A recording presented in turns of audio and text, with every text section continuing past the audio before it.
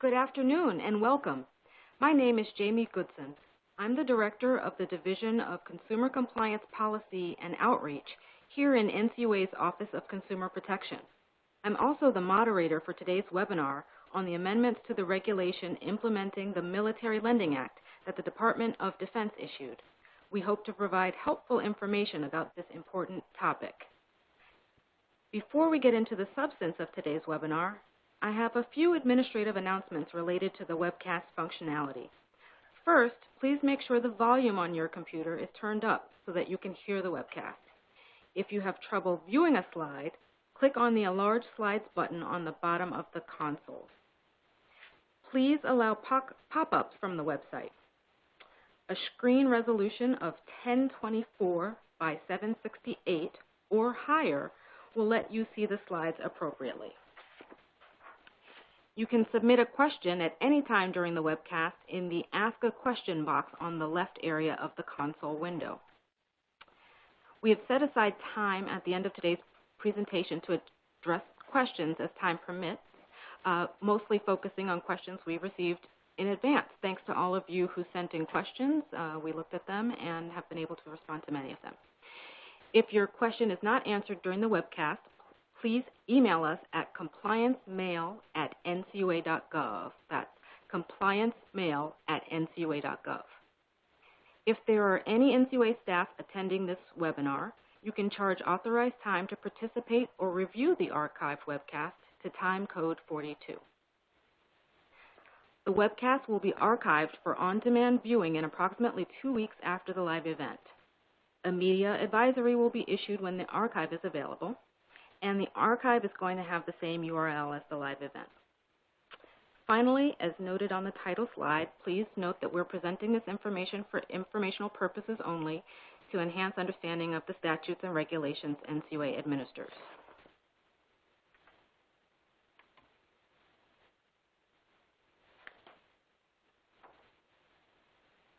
Slide should change momentarily.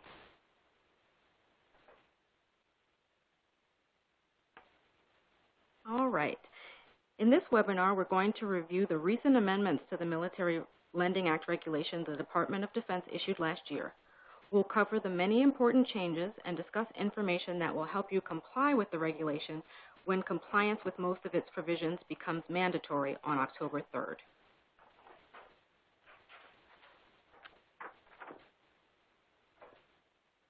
The Military Lending Act is one section in a larger military-related law, and it is also known as the I need to back up a slide. Our presenters for today's webinar are Gail Laster, Director of NCUA's Office of Consumer Protection, myself, and we do not have our resident expert, Joe Goldberg, today. He's under the weather, so we've pulled in his understudy, Specialist Grace Lee. She's a specialist in the Division of Consumer Compliance Policy and Outreach in the Office of Consumer Protection. Thanks, Grace, for jumping in at the last minute.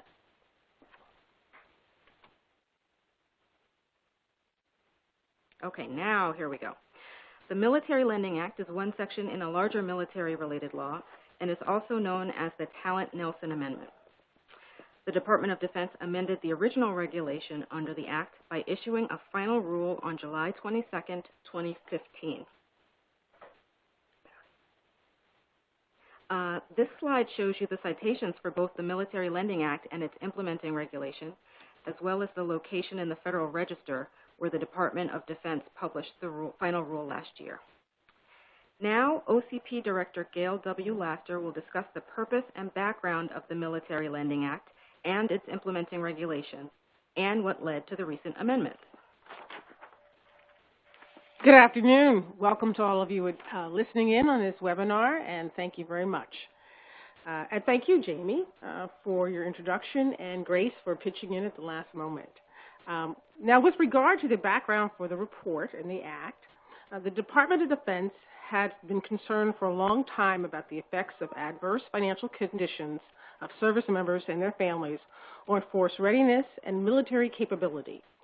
Following delivery of the August 2006 report to Congress on the impact of predatory lending practices on members of the armed forces and their dependents, Congress passed the Talent-Nelson Amendment now known as the Military Lending Act, in October 2006.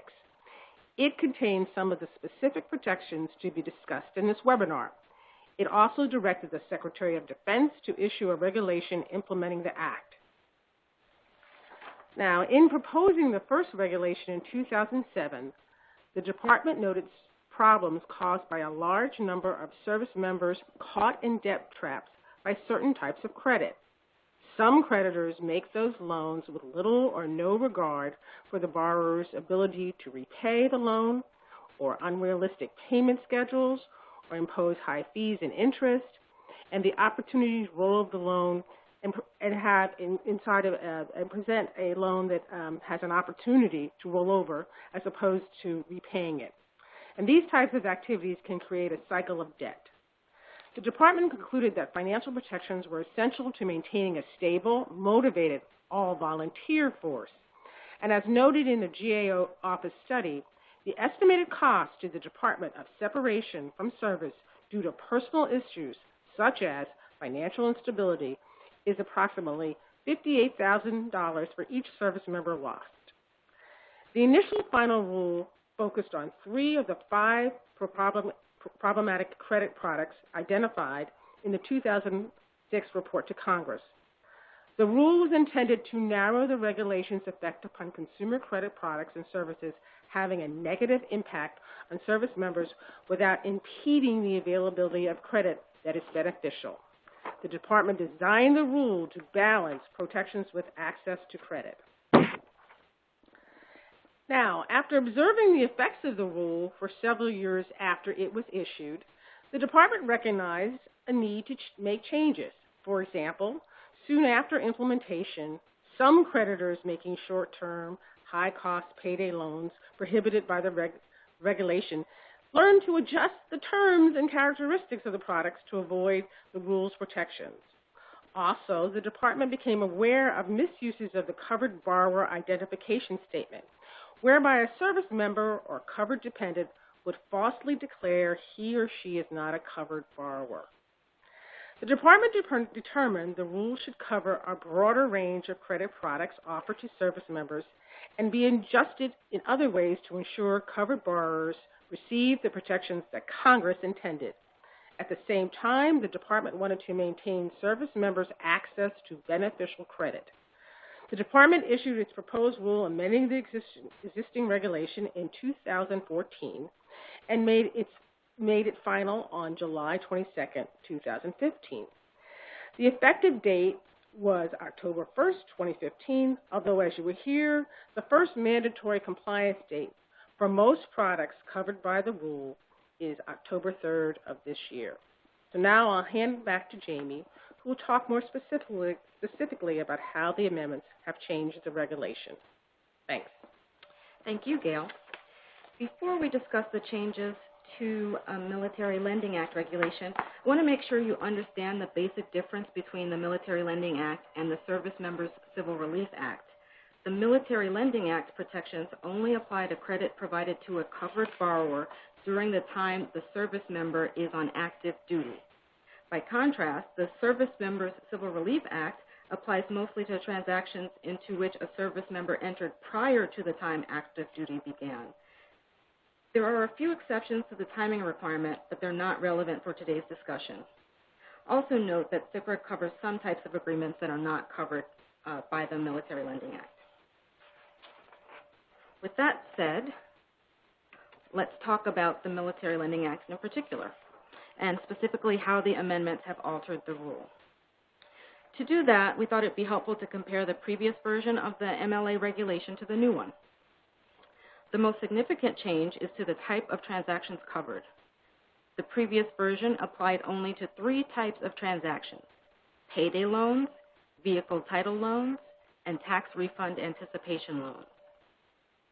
The amended final rule covers consumer credit, which is defined as credit extended primarily for personal, family, or household purposes, and that either includes a finance charge or is payable in more than 4 installments per a written agreement. As explained in the supplementary information to the final rule, this means the amended final rule covers most credit subject to the Truth in Lending Act, or TILA, and its implementing regulation, Regulation Z. The supplementary information discussing the final rule notes that credit card accounts and overdraft lines of credit are subject to the rule. There are some provisions specific to credit cards that we will discuss later.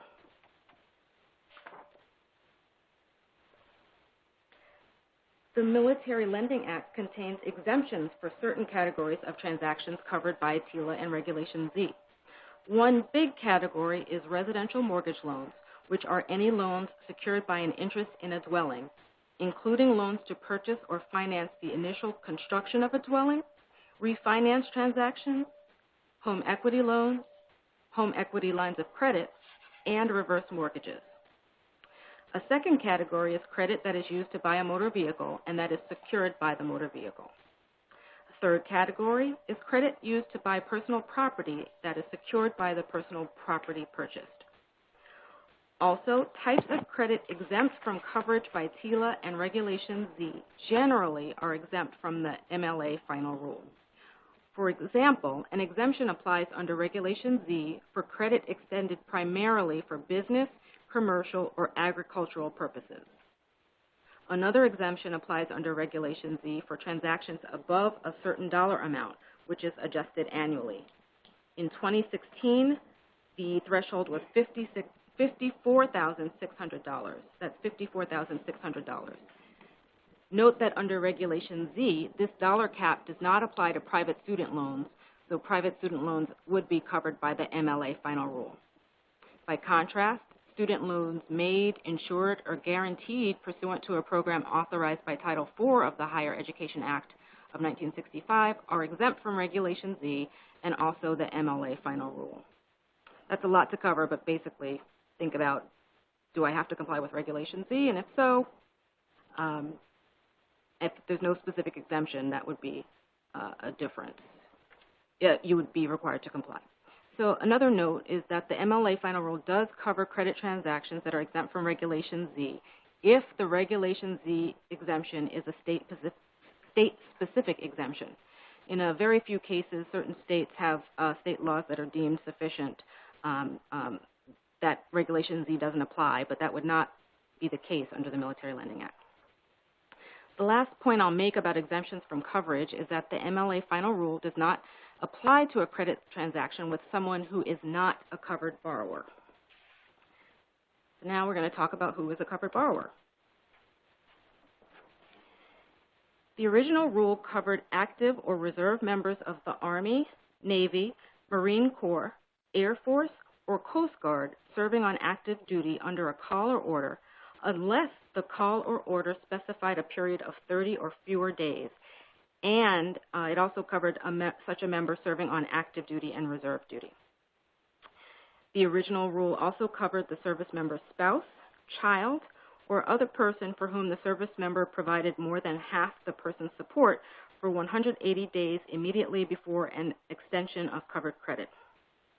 Now, that's a lot to process, but the amendments to the rule adjust coverage to align the category of dependents with the category of people eligible for military medical care through an active duty service member. This change is consistent with the change in the safe harbor for determining whether a person is a covered borrower, as we'll discuss. The amendments also adjust the provisions defining covered borrowers who are on active duty by specifically referring to the provisions of Title 10, Title 14, and Title 32 of the United States Code. Title 10 addresses the Armed Forces, Title 14 addresses the Coast Guard, and Title 32 addresses the National Guard. Those of you who are getting worried, note that there's going to be an easier way to figure things out. We'll get to that later without you having to sort through the code.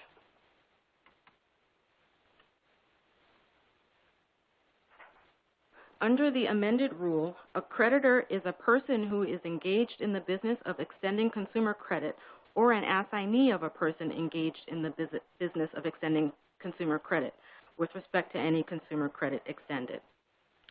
The amended rule clarifies that a person is engaged in the business of extending consumer credit if, considered by itself or together with its affiliates, the person meets a transaction standard to be a creditor under Regulation Z with respect to extensions of covered credit to covered borrowers. So just to clarify, that for Military Lending Act purposes, the term creditor does include an assignee of the original creditor.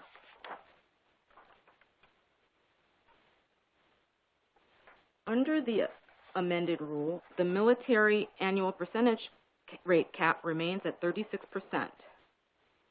Military APR, or MAPR, is calculated using rules similar to those in Regulation Z for calculating the annual percentage rate for both open-end and closed-end credit.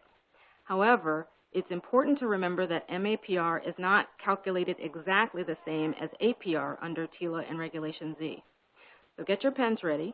So importantly, MAPR includes fees for credit insurance premiums, including single premium credit insurance, regardless of whether they are voluntary, fees for debt cancellation or debt suspension agreements, regardless of whether they are voluntary, and fees for credit-related ancillary products sold in connection with the credit, once again, regardless of whether they are voluntary. So it's important to note that MAPR includes these fees even if they would be excluded from the finance charge under Regulation Z. So there's some more I want you to write down. Other fees included in the MAPR are Regulation Z finance charges, application fees with a special accommodation for payday alternative loans federal credit unions make under NCUA's regulation, and participation fees with certain limitations.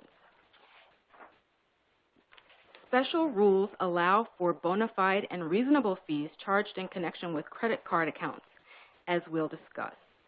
Now we're going to turn it over to Specialist Grace Lee, and she'll discuss how the changes affect NCUA's payday alternative loans and credit cards, as well as other compliance issues.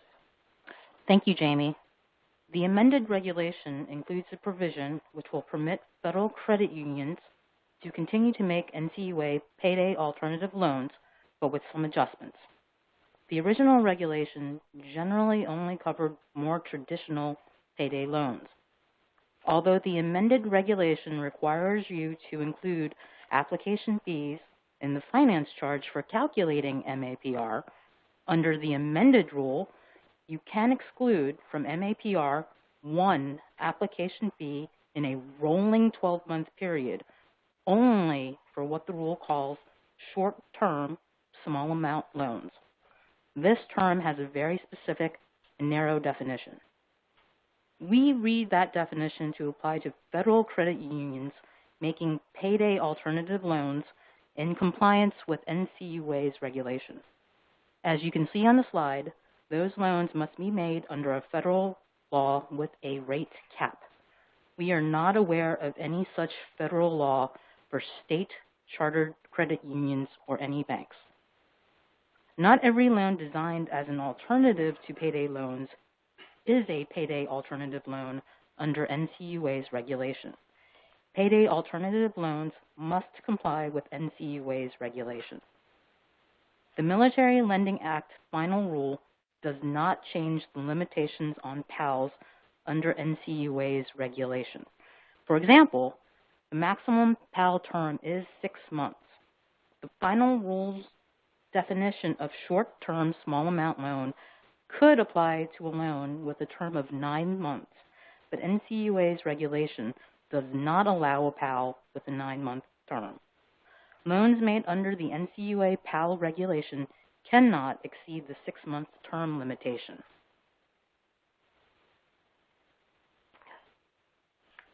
This slide compares the NCUA PAL provisions to the MLA short-term small amount loan. Rather than list specific requirements and limitations, the MLA regulation instead defines short-term small amount loan as one subject to a federal law that expressly limits the rate of interest a credit union or insured depository institution may charge on an extension of credit, with a maximum APR not higher than 36%. It also requires the credit be in accordance with the requirements, terms, conditions, and rules prescribed by the federal agency that implements the referenced federal law. However, the same federal law must contain 2 specific requirements. 1, the term of the credit must be fixed at not longer than 9 months. And 2, it must contain a fixed numerical limit on the application fee. NCUA's regulation meets both requirements. The Military Lending Act final rule also contains the provision previously mentioned, allowing a lender making a short-term, small-dollar loan to exclude from the finance charge one application fee in a rolling 12-month period. For small-dollar loans with a short term, adding even a $20 charge could raise the MAPR above 36%. So the exclusion is significant for those making NCUA payday alternative loans to covered borrowers. Because credit card accounts fit the definition of consumer credit, the amended regulation covers them. As open-end credit, the MAPR cannot exceed 36% in any billing cycle for a credit card account. Remember, certain credit card fees are not included in Regulation Z's APR, may be counted in the finance charge when calculating MAPR. The credit card rules are somewhat complicated, but credit unions do have an extra year to comply with the credit card provisions. MAPR is calculated using the rules in Regulation Z for calculating APR for a billing cycle for open-end credit, but the MAPR includes certain fees that are not necessarily included in the APR calculated under Reg Z. These include 1, any credit insurance premium or fee, any charge for single premium credit insurance, any fee for a debt cancellation contract, or any fee for a debt suspension agreement. 2, any fee for a credit-related ancillary product sold in connection with the credit transaction for a closed-end credit or an account for open-end credit. And 3, except for a bona fide fee, finance charges associated with the consumer credit, any application fee charged to a covered borrower who applies for consumer credit other than is provided in the accommodation for PAL loans, and any fee imposed for participation in any plan or arrangement for consumer credit subject to certain provisions. If a fee for opening, renewing, or continuing an account is covered by one of these categories, that fee must be included in the MAPR. A credit union cannot charge any fees in a billing period for which there is no balance, except it may impose a participation fee of not more than $100 per year, irrespective of the billing cycle in which it is imposed. However, it may be higher if it is a bona fide and reasonable fee under the circumstances of the account. A participation fee may be reasonable if the amount reasonably corresponds to such factors as the credit limit or other services offered in connection with the account. Most bona fide and reasonable credit card fees are excluded from MAPR, but that exclusion does not apply to fees for credit insurance, debt cancellation, or debt suspension for ancillary products. To tell if the fee is bona fide, you compare it to the fees charged by other institutions for the same or substantially similar products. Please note there is a safe harbor to determine if the amount is reasonable. Under the safe harbor, you compare the fee to the average charge during the last 3-year period by 5 credit card issuers with at least $3 billion in credit card balances. If the fee is higher, it may still be reasonable under the particular circumstances. The final rule states that a bona fide fee charged by a creditor is not unreasonable solely because other creditors do not charge a fee for the same or a substantially similar product or service. If a credit union charges a fee that is not a bona fide fee, it then must include all fees, including any fees that are bona fide, in the MAPR for a credit card account, with certain limited exceptions. The amended rule still requires a creditor to determine covered borrower status prior to a borrower becoming obligated. The previous version provided the safe harbor for a creditor when a borrower signed a statement stating he or she is not a covered borrower. That has changed. Now, a creditor is permitted to use its own method to assess whether a consumer is a covered borrower.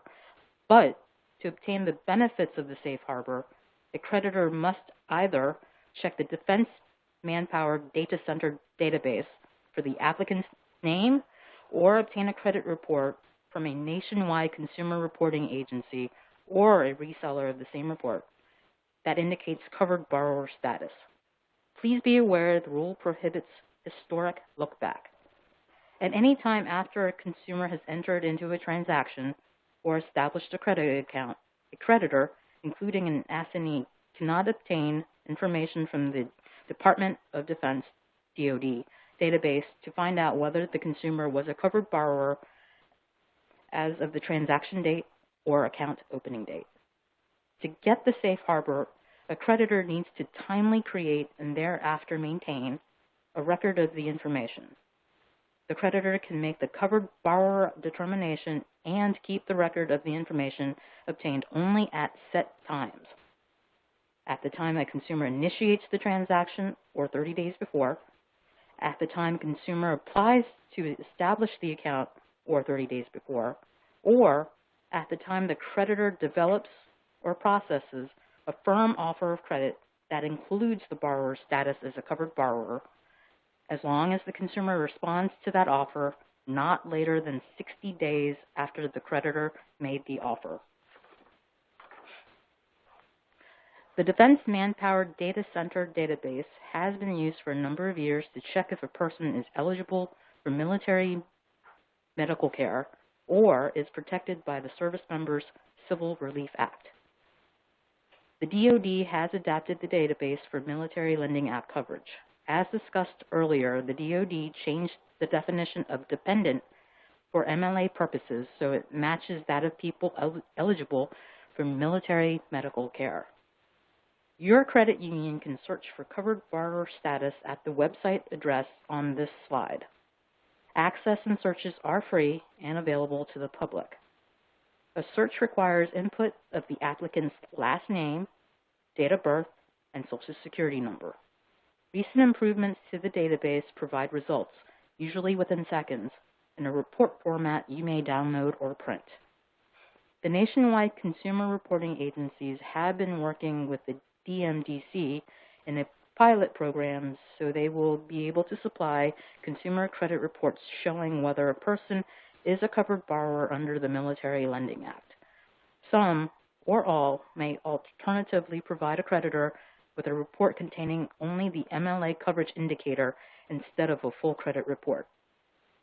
The DMDC initiated the pilot program so that consumer reporting agencies and several of the largest credit card issuers can connect directly to the DMDC database. As it establishes the pilot program, DMDC is working on ways to make it available to other participants. A creditor may also use DMDC's multiple request system, which allows a user to submit database requests in batches of up to 250,000 per batch and as many as 50 batches each day.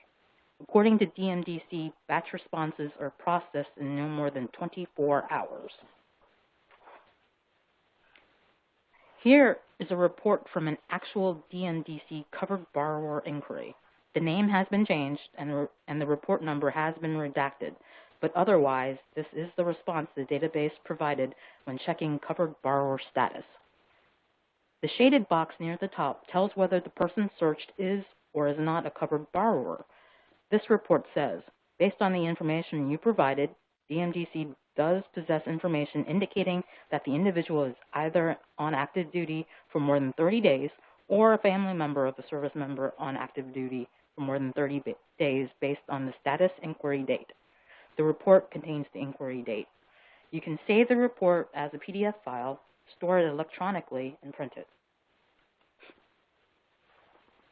Until October, when making a covered payday loan, vehicle title loan, or tax refund anticipation loan, a creditor must provide the amount of the MAPR, TILA and Reg Z disclosures, a description of the borrower's payment obligation, and a statement of rights. The amendments reduce the disclosure burden. An important thing to note is that creditors will no longer have to disclose the MAPR as a percentage. Instead, creditors give a statement of the MAPR along with the disclosures required by Regulation Z and a clear description of the payment obligation of the borrower. So for closed-end loans, the same payment schedule in Reg Z disclosures satisfies the requirement to describe the payment obligation, and for open-end loans, the Reg Z account opening disclosures satisfy the requirement. The statement of MAPR and payment obligation must be provided in writing and orally. A creditor can provide the oral version in person or by providing a toll-free number so the borrower can hear it by phone. The toll-free number must be provided in writing. Creditors need not provide the information more than once for the transaction or account with respect to that covered borrower.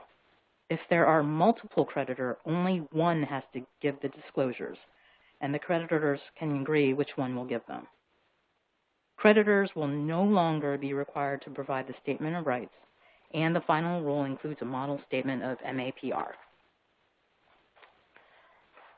This slide shows the model statement of MAPR contained in the final rule. The statement of MAPR delivered to covered borrowers must be substantially similar to this model. You must provide it to all covered borrowers in writing and orally. You may provide it orally in person or through a toll-free telephone number you maintain. Now, Jamie is going to discuss some of the limitations and prohibitions in the amended rule, as well as enforcement and liability issues. Thanks, Grace. You are truly a champ. Thanks for stepping in. So now we're going to talk about the limitations included in the final rule. The final rule kept the limitations of the earlier version with some changes. For example, the amended version keeps the prohibition against loan rollovers, but eliminates the exception allowing them under terms more favorable to the borrower. However, it makes the amended rollover prohibition not applicable to chartered or licensed credit unions, banks, or savings associations. Also, most creditors cannot use title of a vehicle as security for covered credit. However, chartered and licensed financial institutions are exempt from that restriction.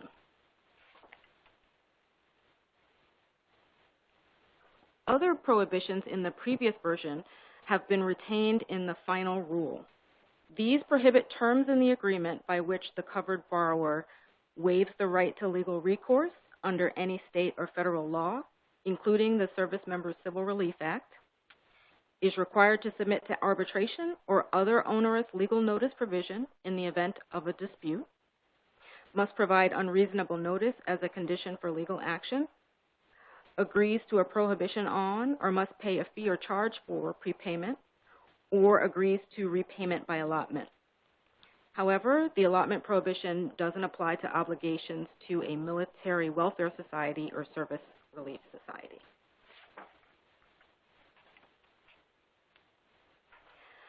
Another restriction prohibits the use of a check or other means of accessing a borrower's account with some exceptions.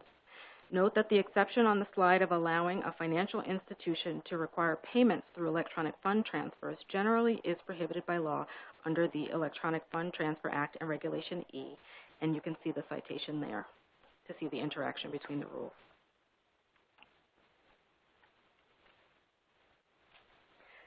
The Military Lending Act preempts any state or federal law, rule, or regulation, including any state usury law, to the extent they're inconsistent with a provision of the MLA.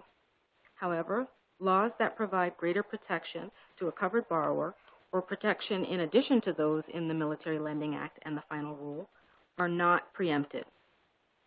In addition, the Military Lending Act prohibits states from authorizing creditors to charge covered borrowers rates of interest for covered credit higher than the legal limit for residents of the state. States are also not permitted to allow the violation or waiver of any state consumer lending protection covering consumer credit that is for the benefit of residents of the state on the basis of the covered borrower's non-resident or military status, if the protection would otherwise apply to the covered borrower.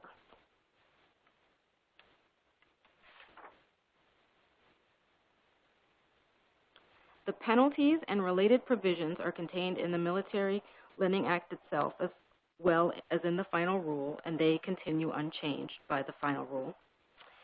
In the event the creditor violates the Military Lending Act, the transaction is void from the inception of the contract.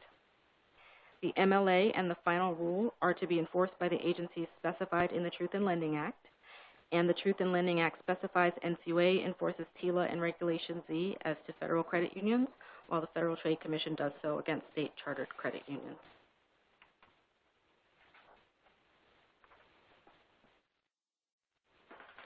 This slide shows the remedies available to a person who brings a private civil action. Where a covered borrower suffers an actual loss due to a creditor's violation of the final rule, his or her recovery includes the amount of that loss. However, where the actual loss is less than $500, the recovery will be $500. Other recoveries available to a covered borrower who brings an action include punitive damages, if appropriate, costs of the action, and reasonable attorney's fees. These remedies are in addition to and do not supersede remedies available under any other federal or state law or regulation. The statute of limitations to bring an action is 2 years from the date the borrower discovers the violation, but in no case can it be later than 5 years from the date the violation occurred. A creditor has only one defense to an allegation in a civil action that it violated the MLA or its regulations, that the act was not intentional, and it resulted from a bona fide error despite having a process in place reasonably adopted to prevent such an error. Note that an error in interpreting the law does not qualify as a defense. Although the amendments were effective October 1st, 2015, the only part for which compliance is mandatory as of that date is the civil liability provision. That provision currently applies only to transactions entered into under the previous version of the rule. So that was the payday loans, the vehicle title loans, and the refund anticipation loans. It will apply to all other provisions on their respective compliance dates. So a credit union must comply with the remaining provisions other than the credit card-related rules beginning October 3rd, 2016. The credit card rules are effective October 3rd, 2017, although the Secretary of Defense can extend that date up to another year. Now that we've discussed the final rules provisions, we will answer questions, starting with those received in advance. Gail, will you please start with the first question? Certainly. And again, we want to thank you for the questions, and we have been able to post the questions as part of the slides. We appreciate that, and we're going to have Grace answer the first set of questions, and then we're going to have Jamie answer the second set of questions. So, and I stand corrected. We're not posting the questions, but as I said again, we appreciate you providing those questions to us when you register for the event. So the first question, Grace, is how do we calculate the MAPR, which is military APR, for closed-end credit? For closed-end credit, a creditor follows the rules for calculating and disclosing the APR for credit transactions under Reg Z, based on charges required for the MAPR as set forth in 32 CFR 232.4 C1. In general, the requirements for calculating the APR for closed-end credit under Reg Z are found in 12 CFR 1026.22 A1. The explanations and instructions for computing the APR are set forth in Appendix J to Regulation Z. Thank you. So now that we've discussed MPR for closed-end credit, how do we calculate the MAPR for open-end credit? For open-end credit, a creditor generally must calculate the MAPR using the methods prescribed in Section 1026.14 C through D of Regulation Z, which relates to the effective annual percentage rate for a billing cycle. Please note that for both closed-end and open-end credit, the creditor must remember to include in the MAPR those items listed in the MLA regulation which are excluded from the Regulation Z APR but are not excluded for MAPR purposes.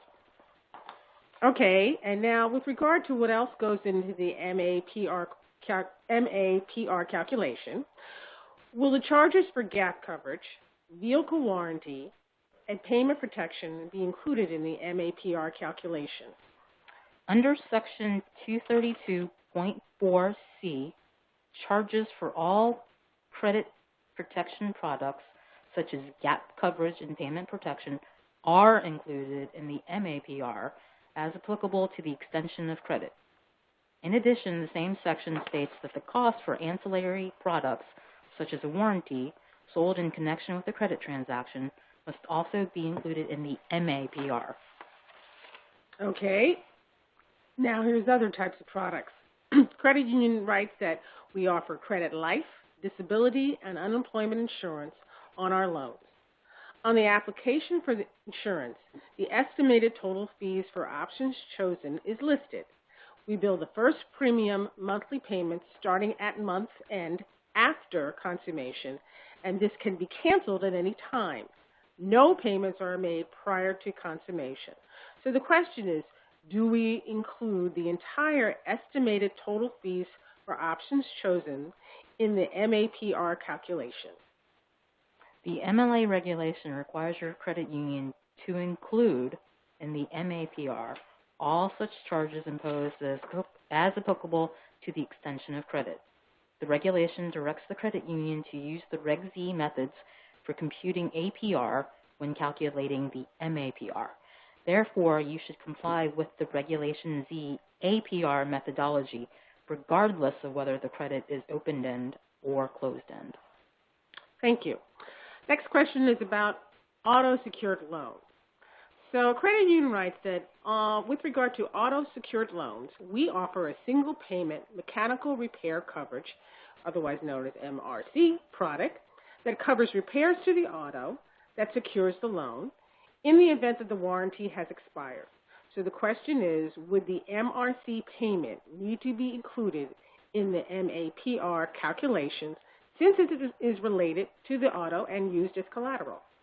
If the loan is for the purchase of a motor vehicle and is secured by the vehicle, the MLA does not apply. For non-purchase loans secured by a motor vehicle, the creditor must include the cost of all ancillary products sold in connection with the credit transaction pursuant to Section 232.4 C1 Romanet 2 of the regulation. Okay, next question is two parts regarding a closed-end loan. So the first question is, on a closed-end loan, is there an exact calculation to help us calculate the MAPR with a debt collection, for example, life, disability, involuntary employment product? This will be charged based on the declining balance of the loan. Second question is also an ancillary product on a closed-end loan, such as gap and or warranty, based on a declining balance of the loan. Yes. For closed-end credit, the rule requires a creditor to follow the rules for calculating and disclosing the APR for credit transactions under Regulation Z, based on the charges required for the MAPR as set forth in Section 232.4 C1. In general, the procedures for calculating the APR for closed-end credit under Regulation Z are found in Section 1026.22 A1. The explanations and instructions for computing the APR are set forth in Appendix J to Regulation Z. Thanks. Now we have a question about if we have to determine if a person is a covered borrower. So Credit union writes, we don't make any loans with interest rates as high as 36%. The credit union's highest rate is 18%. Do we still have to determine if a person is a covered borrower? Yes, unless your credit union complies with all the requirements and restrictions of the MLA and the regulation.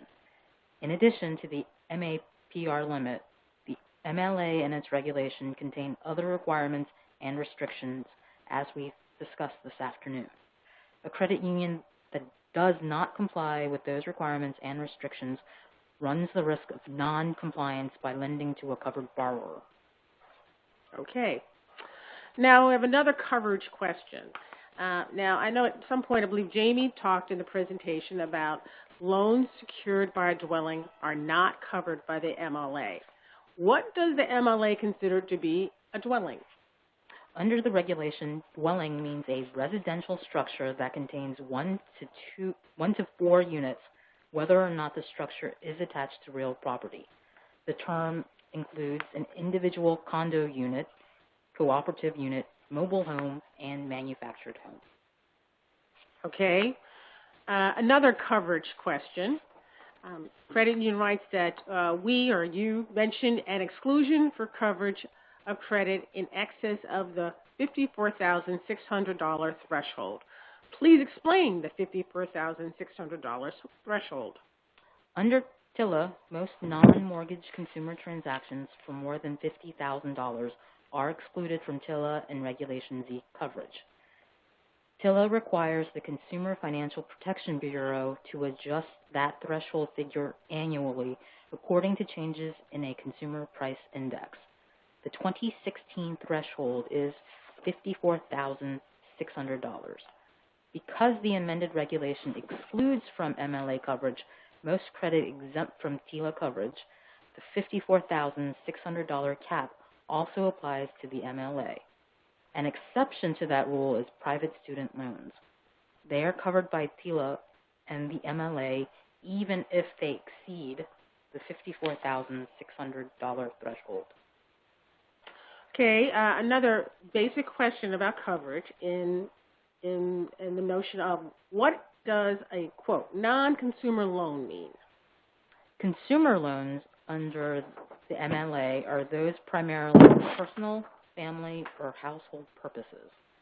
TILA contains an exclusion for credit that is not for consumer purposes. That includes extensions of credit primarily for business, commercial, or agricultural purposes, to government or governmental agencies or instrumentalities, or to organizations. Because the MLA regulation excludes most of the same credit TILA excludes, these non-consumer loans are not subject to the MLA. Thank you. The next question, it goes back to the issue of covered borrower status. Credit union indicates that my credit union is not near a military base. We have a few members in the military service. I know all of my members. Please explain why I need to check covered borrower status. Although your credit union is not required to make any particular kind of covered borrower check, remember the MLA protections extend to spouses, children, and other dependents of active duty service members. Your credit union could be liable for extending credit that doesn't comply with the MLA and its regulation to someone covered by the Act. By using one of the two safe harbor methods of checking status, either accessing the DMDC database or obtaining a credit report issued by a nationwide consumer reporting agency that notes covered borrower status, and by keeping proper records, your credit union is protected if it mistakenly extends non-compliant credit to a covered borrower. Your credit union will not have the safe harbor protection if it did not make the DMDC or credit report check. Okay, now we have a question about finance charges. The MAPR calculation as defined by 32 CFR section 232.4 is to include finance charges plus the items in section 232.4 C little I, triple I, It is unclear whether comprehensive and collision insurance or forced place insurance that is not a state-required insurance, but rather a financial institution-imposed insurance should be considered an add-on product, or would the Regulation Z finance charge exceptions apply? The MLA regulation requires creditors to include in the MAPR any ancillary product applicable to the extension of credit. Creditors must also include all finance charges. For MLA purposes, finance charge has the same meaning as finance charge under Regulation Z. Therefore, if not otherwise specified in the MLA regulation, you should refer to the provisions of Regulation Z and its official interpretations to determine if you must include in the MAPR a non-voluntary charge such as this. Thank you, Grace. We still have a few more questions, and so now I'm going to turn to Jamie and ask her some of them. So, Jamie, first question is, are loans secured by all vehicles, whether new or used, considered to be covered loans? I'll make 2 points in responding to that question. First, the rule does not apply to credit extended expressly for the purpose of purchasing a motor vehicle that is used as security for the credit. However, it does apply to non-purchase credit that is secured by a vehicle. Second, neither the MLA itself or the regulation distinguishes between new and used motor vehicles, so they cover both types. So, Jamie, keeping with questions about vehicle loans, are vehicle loans between individuals considered to be covered loans, where the loans are secured by the vehicle? Only if the individual making the loan is considered to be a creditor engaged in the business of extending consumer credit. The MLA and its regulation apply to extensions of credit by a creditor, which is a defined term. Specifically, a creditor is someone who is in the business of extending covered consumer credit or its assignee. The final rule explains that for purposes of the MLA regulation, a person is engaged in the business of extending consumer credit if the person, considered together with its affiliates, meets the transaction standards for being a creditor under TILA and Regulation Z. If the individual extending credit is not considered a creditor for purposes of TILA and Regulation Z, the individual does not become a creditor for purposes of MLA. And if you want to know more about the definition of creditor under Regulation Z, I'll direct you to 12 CFR 1026A17, especially Romanet 1 and Romanet 4. Additional information about the term creditor appears in the official staff commentary on Regulation Z. But to be clear, this answer responds to a question about transactions between individuals. Most of the people listening today probably are credit union employees. If your credit union has to comply with TILA and Regulation Z, it is a creditor for purposes of MLA. Another factor relevant to answering the question about a transaction between individuals is whether the transaction is considered consumer credit. And we went over that definition earlier in the presentation, but just to hit it pretty quickly because we're nearing the top of the hour, it has to be extended to a covered borrower primarily for personal, family, or household purposes, and it must either, 1, be subject to a finance charge, or 2, be payable by written agreement in more than 4 installments. So unless the individual meets these standards, the transaction is not subject to the MLA or its regulations. Okay. We still have a few more questions on covered borrower, and one of them is, will the credit reporting agencies flag an individual as a covered borrower? Thanks, Gail. We don't yet know the full answer to that question, but it certainly would be helpful to a lot of lenders if the consumer reporting agencies could do that. The Defense Manpower Data Center started a pilot program that will allow the big 3 nationwide consumer reporting agencies, that's Equifax, Experian, and TransUnion, and a few other entities to obtain direct access to the DMDC MLA database. There are technological issues involved, but DMDC and those parties have been working on this for some time. One purpose of the pilot program is to allow the consumer reporting agencies to devise a way to add a notation to a standard credit report indicating whether a person is a covered borrower under the MLA. Okay, and I think we'll do, what, 2 more questions as we're at the top of the hour. But again, the next one is on covered borrowers. So we talked about the credit reporting agencies, but, the question is, how can my credit union identify a first-time borrower who may be a dependent and therefore a covered borrower? Okay. So the DMDC MLA database contains the name of all those who are on active duty, as well as those that are covered dependents for MLA purposes.